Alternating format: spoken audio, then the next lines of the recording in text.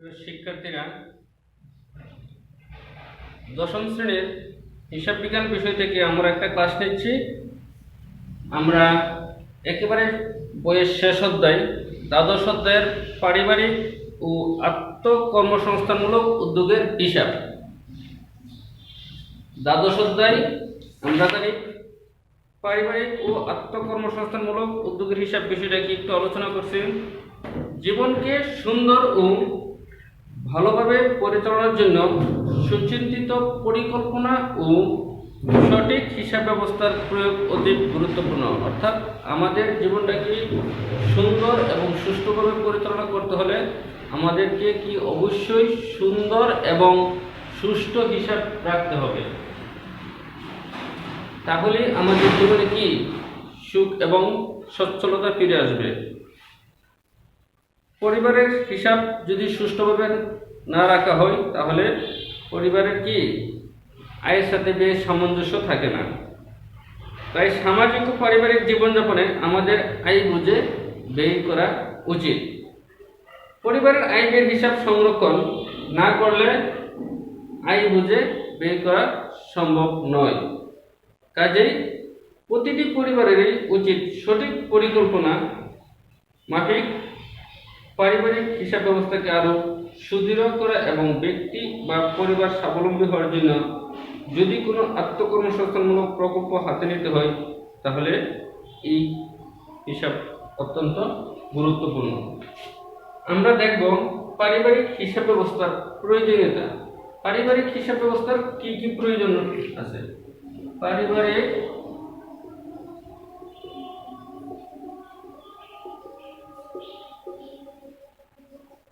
হিসাব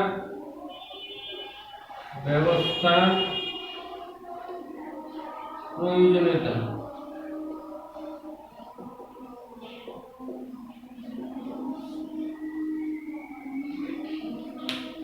পারিবারিক হিসাব ব্যবস্থার প্রথম প্রয়োজন হচ্ছে সুষ্ঠু পরিকল্পনা। সুষ্ঠু পরিকল্পনা।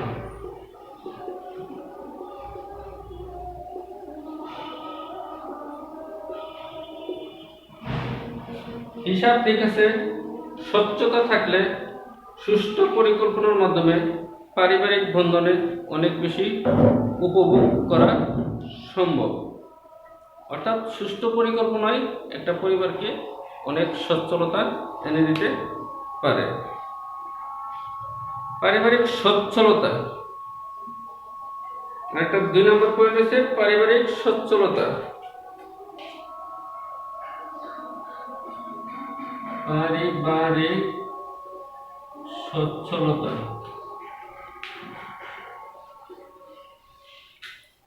আয় বুঝে ব্যয় করো। Cut your coat according to your cloth.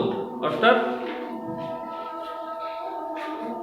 একটা মতবাদ আছে যে আয় বুঝে ব্যয় করা। তাহলে আয় বুঝে ব্যয় করলে তাহলে হিসাব ব্যবস্থায় পারিবারিক সচ্ছলতা আসে এবং পরিবারের সুখ ও শান্তি আসে। 3 নম্বর হচ্ছে মূল্যবোধ সৃষ্টি।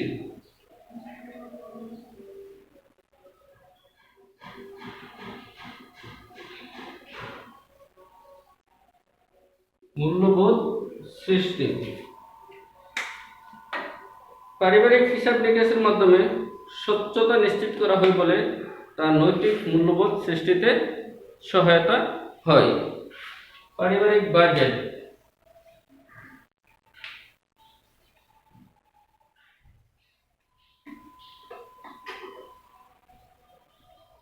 পারিবারিক বাজেট। হিসাব নিকাশের পরিপূর্ণ তথ্য থাকলে সহজেই পারিবারিক বাজেট প্রণয়নের মাধ্যমে আয় ব্যয়ের সুস্পষ্ট নির্দেশনা তৈরি করে সুষ্ঠুভাবে পরিবারকে পরিচালনা করা যায়। সঞ্চয় ও ভোগ প্রবণতা। সঞ্চয় ও ভোগ প্রবণতা।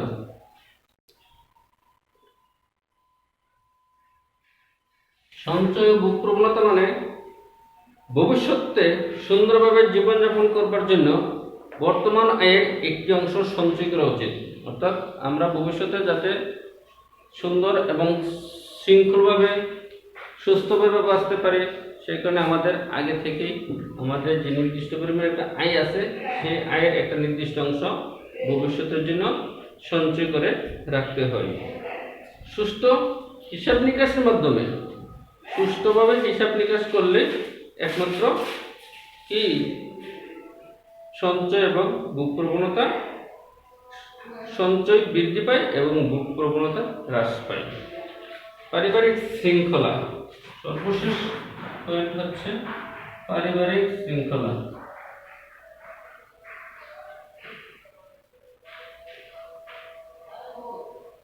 পারিবারিক শৃঙ্খলা,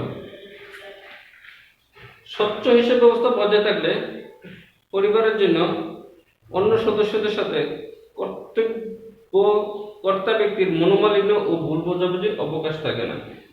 স্বচ্ছ হিসাব ব্যবস্থা থাকলে, অর্থাৎ হিসাবটা যদি সুস্পষ্ট থাকে, হিসাবে যদি কোনো কারচুপি বা গরমিল না থাকে, তাহলে কি হয়, স্বচ্ছ হিসাব ব্যবস্থা থাকলে পরিবারের অন্য সদস্যের সাথে কর্তা ব্যক্তির মনোমালিন্য, অর্থাৎ যে পরিবারের প্রধান, ওনার সাথে কি কারণ মনোমালিন্য হয় না এবং ভুল বোঝাবুঝির অবকাশ থাকে না। ফলে পারিবারিক বিশৃঙ্খলা ও কলহ থেকে কি রক্ষা পাওয়া যায়, ওই পরিবারে কি ঝগড়াঝাটি হয় না, সুখ স্বচ্ছন্দ্য বজায় থাকে। এবার আমরা দেখব কিভাবে পারিবারিক হিসাব তৈরি করা হয়, একটা সমস্যা এবং তার সমাধান। সুপ্রিয় শিক্ষার্থীরা, পারিবারিক হিসাব ব্যবস্থা আমাদের পাঠ্য বইয়ের 211 পৃষ্ঠার সৃজনশীল প্রশ্ন 1, এটা দেখব। জনাব আহসান প্রতি মাসে 12,000 টাকা বেতনে একটি বেসরকারি প্রতিষ্ঠানে চাকরি করেন। এছাড়া তিনি একটি কলেজে পার্ট টাইম লেকচারার হিসেবে মাসে 5,000 টাকা সম্মানী পান। 2017 সালের 1 জানুয়ারি তার পরিবারের নগদ তহবিল 2 লক্ষ টাকা এবং ডিপিএসে জমা 1 লক্ষ টাকা ছিল। উক্ত বছরে তিনি তার পরিবারের অন্যান্য লেনদেন নিম্নরূপ: খাদ্য সামগ্রী ক্রয় 30,000 টাকা, বাড়ি ভাড়া প্রদান 80,400 টাকা, দৈনন্দিন বাজার খরচ 24,000 টাকা, আসবাবপত্র ক্রয় 15,000 টাকা, মুদি ও মনিহারির বিল 2,500 টাকা, গহনা ক্রয় 60,000 টাকা, ডিপোজিট পেনশন স্কিমে জমা 24,000 টাকা, পোশাক ক্রয় 11,000 টাকা। পর প্রশ্ন বলছে তোমাদের পারিবারিক তহবিলের পরিমাণ নির্ণয়। তাহলে পারিবারিক তহবিল তোমরা জানো, তোমাদেরকে আগে পড়াইছি বিষয়গুলি, যে 1 তারিখের অর্থাৎ প্রারম্ভিক সম্পদ এবং দায়ের যে পার্থক্য, সেটা হচ্ছে পারিবারিক তহবিল। তাহলে পারিবারিক তহবিল এখানে 2017 সালের 1 জানুয়ারি তারিখ তার নগদ তহবিল ছিল 2 লক্ষ টাকা এবং ডিপিএস এর জমা 1 লক্ষ টাকা। তাহলে দুইটি পারিবারিক তহবিল, কারণ এখানে কোনো দায়ী নেই।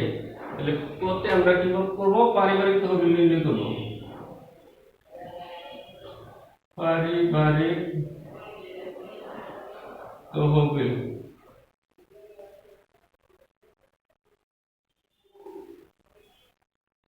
পারিবারিক তহবিল নির্ণয় করতে হলে আমাদের কি করতে হবে, নগদ তহবিল প্লাস ডিপিএস এর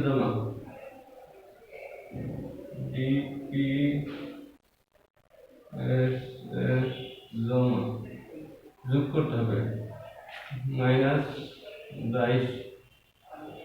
এখানে কোনো দায় নেই, তাই নগদ তহবিল আছে 2 লক্ষ টাকা, ডিপিএস এর জমা আছে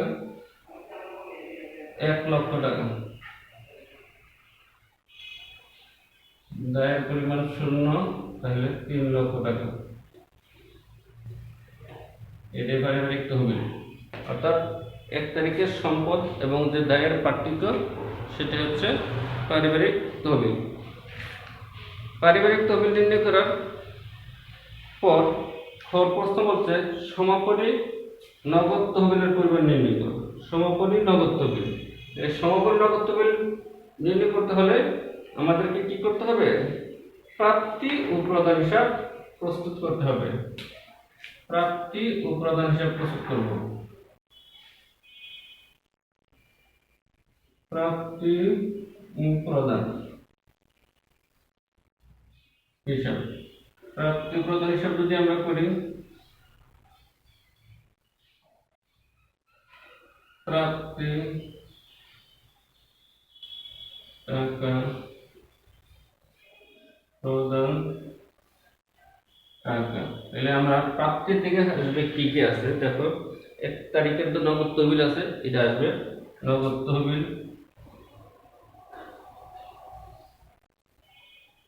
এই যে 2 লক্ষ টাকা,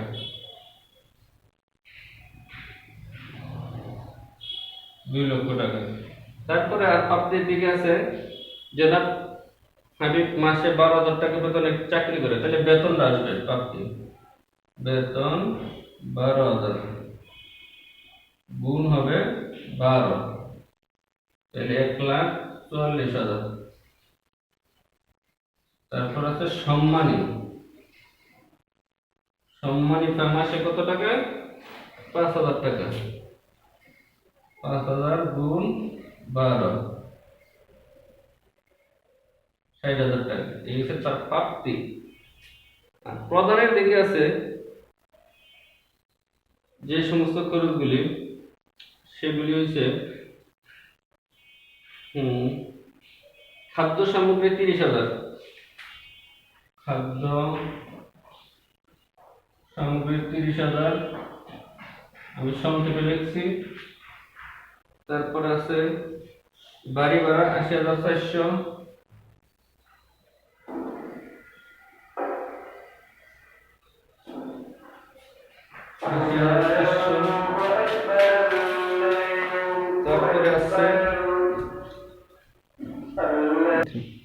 তারপরে প্রদানের দিকে আসছে খাদ্য 30,000, বাড়ি ভাড়া 80,400, বাজার খরচ দৈনিক বাজার খরচ 24,000, বাজার খরচ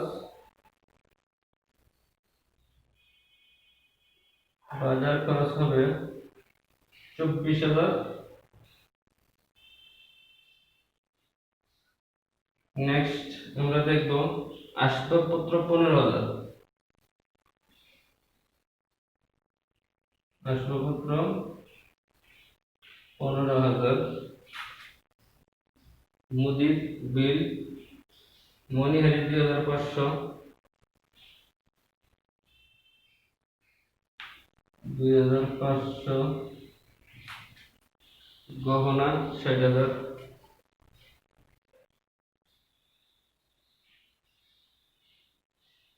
তারপর আছে ডিপিএস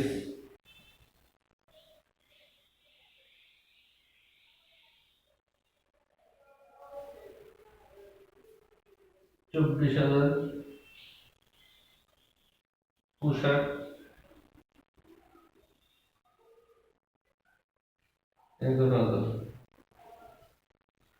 প্রাপ্তির দিকে আমরা যোগ করব, প্রাপ্তির যোগ করেছে 2 লাখ, 3 লাখ, 40,000 আর 60,000, এখানে হবে 4,04,000, 4,04,000।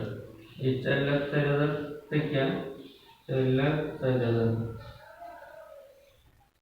বিয়োগ দেবো আমরা 30,000, 80,400, বাজার খরচ 24,000, আসবাবপত্র 15,000, মনিহারি 2,500, গহনা 60,000, ডিপিএস 24,000, পোশাক 11,000।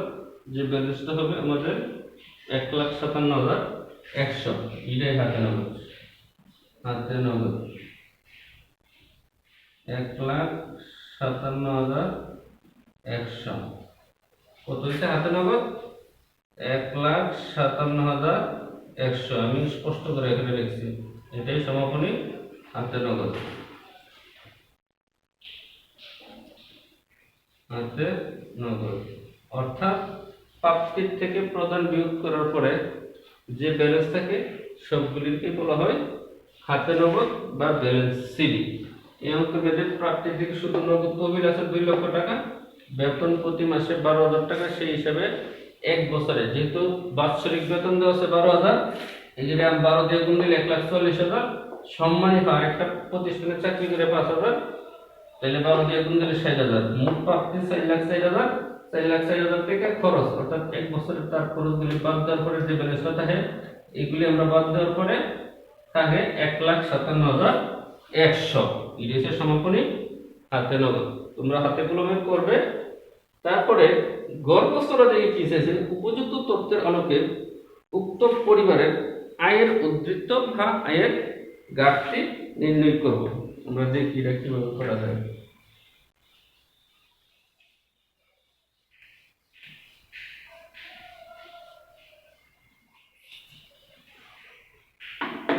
আমরা আয় ব্যয় তৈরি করতে হবে। গড় আয় ব্যয় বিবরণী।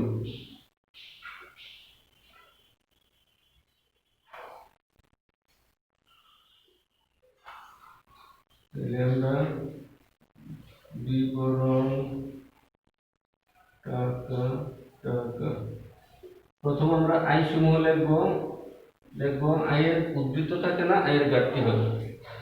আয় সমূহতে আছে শুধু দুইটাই, আমরা জানি প্রাপ্তির দিকে যে দুইটা এন্ট্রি ছিল, বেতন এবং সম্মানী। বেতন 1,44,000, সম্মানী 5,000 টাকা। 5,000 12 দিয়ে গুণ দিলে আসে 60,000 টাকা। এই হচ্ছে তার কি প্রাপ্তি বা আয় সমূহ। আয় সমূহ আছে 1,40,000 আর 60,000। 1,40,000 আর 1,60,000 যোগ দিলে আসে কত? 2,04,000। 2, 3, 4,000, 10, 1,04,000। এটা আয় সমূহ। এর থেকে আমরা ব্যয়গুলি বাদ দেব। ব্যয় সমূহ এখানে একটা বিষয় মনে রাখতে হবে, প্রাপ্তি প্রদান হিসেবে ব্যয় আছে খাদ্য ক্রয়, বাড়ি ভাড়া, বাজার খরচ, আসবাবপত্র। তাহলে আসবাবপত্র কিন্তু মূলধন জাতীয় ব্যয়। মনিহারি আছে যাবে, গহনা কিন্তু মূলধন জাতীয় ব্যয়, গহনা। ডিপিএস মূলধন জাতীয় ব্যয়। পোশাক, এই এন্ট্রিগুলি মূলধন জাতীয় ব্যয়, দীর্ঘমেয়াদী, ওইগুলি আসবে না, শুধু বাকি এন্ট্রিগুলি আসবে। খাদ্য ক্রয় 30,000, ব্যয় সম্পর্ক আসবে। খাদ্য ক্রয় 30,000 আছে। বাড়ি ভাড়া 80,400।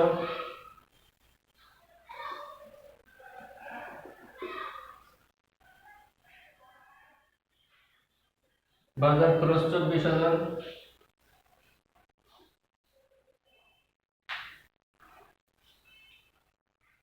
আসবাবপত্র আসবে না, কারণ এটা মূলধন জাতীয় ব্যয়।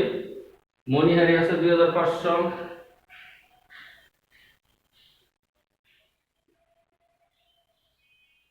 মনিহারি 2,500। আর কি খরচ আছে? গহনা আছে, গহনা আসবে না, তোমরা জানো গহনা মূলধন জাতীয় ব্যয়। ডিপিএস আসবে না।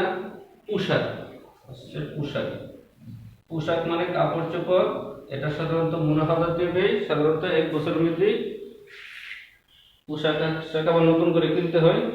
যে সমস্ত খরচ নিয়মিত, এগুলি হচ্ছে মুনাফা জাতীয়। বাড়ি ভাড়া নিয়মিত, খাদ্য সামগ্রী দৈনিক ক্রয় করা লাগে, বাড়ি ভাড়া মাসে মাসে দাম লাগে, বাজার খরচ প্রতিদিনই করা লাগে, মনিহারি এই সমস্ত খরচ নিয়মিত। হ্যাঁ, পোশাক এগুলি নিয়মিত খরচ। আর আসবাবপত্র একবার কিনলে দীর্ঘদিন ব্যবহার করা যায়, এটা হচ্ছে মূলধন জাতীয়। গহনা, মানুষ প্রতিদিন গহনা ক্রয় করতে পারে না। ডিপিএস এগুলি প্রতিদিন খরচ করতে পারে না বা জমা দিতে পারে না। আসবাবপত্র, গহনা, ডিপিএস এগুলি হচ্ছে মূলধন জাতীয় ব্যয়, আর বাকিগুলি হচ্ছে মুনাফা জাতীয় ব্যয়।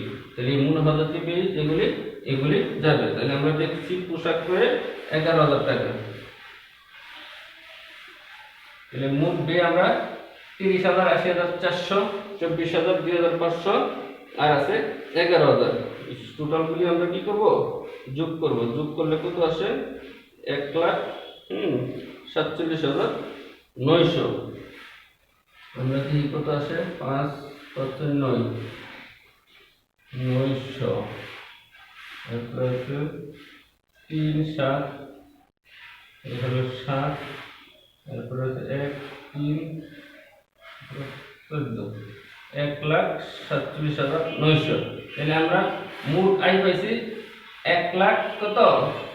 4,000। 1,04,000 না, এটা সরি, এটা 1,04,000 না, এটা হবে 2,04,000। 1,44,000 এই যে 4, হ্যাঁ, 10 হাতে 1, 2,04,000। মোট প্রাপ্তি কত? 2,04,000। 2,04,000 থেকে 1,47,900 বিয়োগ দেবো, অর্থাৎ মোট আয়ের থেকে মোট বিয়োগ দিলে যে রেজাল্ট হবে সেটা হচ্ছে আয়ের উদ্ধৃত, যেহেতু আয় বেশি ব্যয় কম, তাই এটা হবে আয়ের উদ্ধৃত। 9 আছে 10 বলতে 1 মিলে হাতে 1 1 1 8 আর আছে 14 8 9 10 11 12 13 14 16 হাতে 1 5 5 আছে 10 5 হইলে হাতে 53100, অর্থাৎ আয় হইছে 2,04,000 আর ব্যয় হইছে 1,47,900। তাহলে আমাদের যে রেজাল্ট আসছে 56,100, এটা হইছে আয়ের উদ্ধৃত। আয়ের উদ্ধৃত। সুপ্রিয় শিক্ষার্থীবৃন্দ, আমরা পারিবারিক ও আত্মকর্মসংস্থান উদ্যোগ হিসেবে সৃজনশীল প্রশ্ন 1 আমরা সমাধানটা দেখাইছি। তোমরা পরবর্তী অঙ্কগুলি ধাপে ধাপে এইভাবে করবে। সবাইকে ধন্যবাদ। তোমরা ভালো থেকো সবাই।